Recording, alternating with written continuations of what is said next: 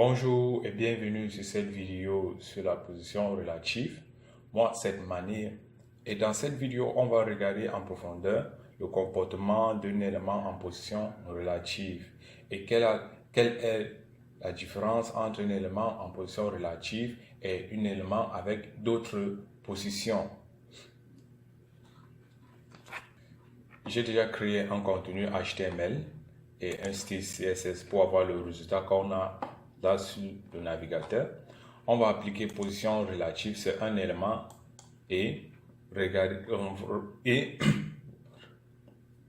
regarder son comportement au niveau du navigateur.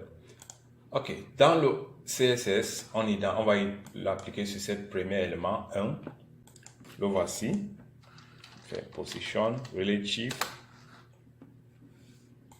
Position relative.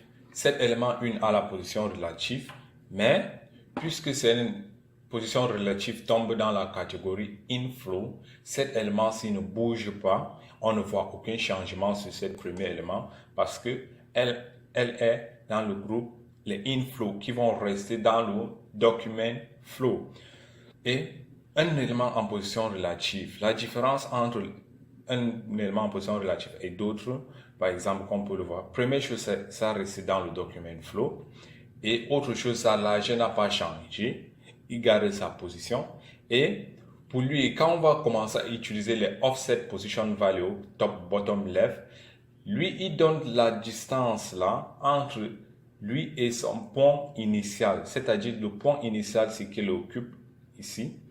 C'est de ce point-ci qui va donner la distance, si on dit top 200 pixels ou left 400 pixels. C'est de ce point initial qui est contraire aux éléments en position absolue ou fixe, par exemple, qui sont dans la catégorie outflow, que eux, par contre, vont donner cette distance-là par rapport à un élément qui prennent référence. Ça peut être qu'ils prennent référence sur leur élément parent. C'est de leur élément parent là qui vont donner cette distance.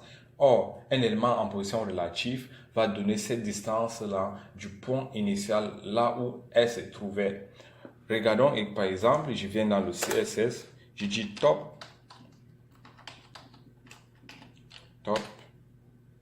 je vais dire 300 pixels.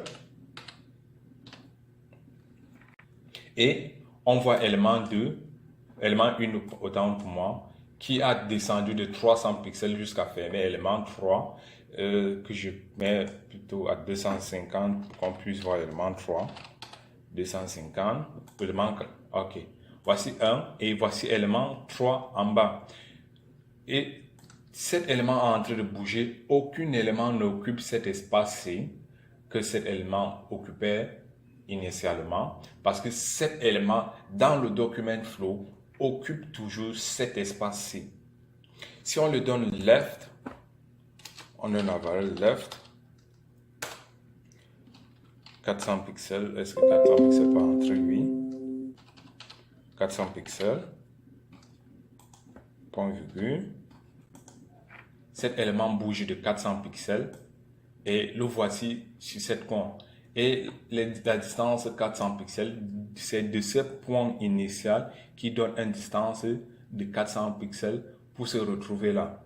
Et comme avec les autres éléments les autres positions, on peut placer cet élément en position relative sur n'importe quel endroit sur l'écran. On peut le mettre n'importe où selon le choix ou selon la maquette qu'on veut réaliser, selon ce qu'on veut créer. On peut mettre cet élément-ci n'importe où en utilisant les offset properties top, bottom, left, right.